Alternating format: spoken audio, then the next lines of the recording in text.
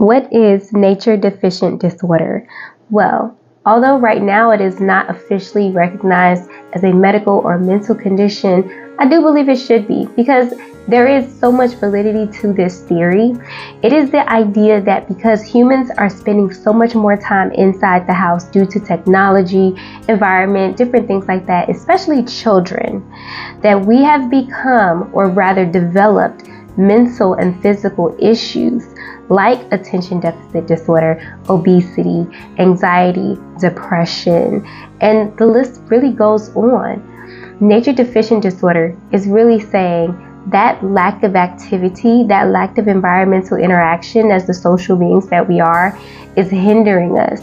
So what do you need to do? Get out into nature, hug a tree, take a walk, take a breath of fresh air. Now, again, it is not officially a medical or mental diagnosis, but this has happened so often in the past where something was not is now.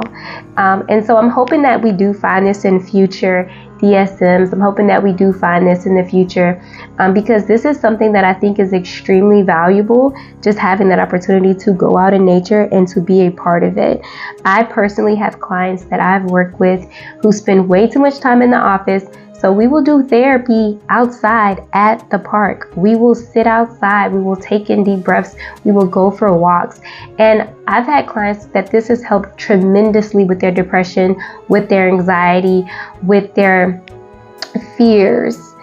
So please take some time to get out in nature, get out in the sun, and just rejuvenate yourself, rejuvenate your mind. If you're finding yourself feeling depressed and you're spending a lot of time in the house, or you're kind of in that depression room, in that depression state, go outside for about 10 to 15 minutes and get some fresh air. Take a walk and enjoy the scenery. Take some time to just enjoy what is in front of you, being extremely mindful and very intentional.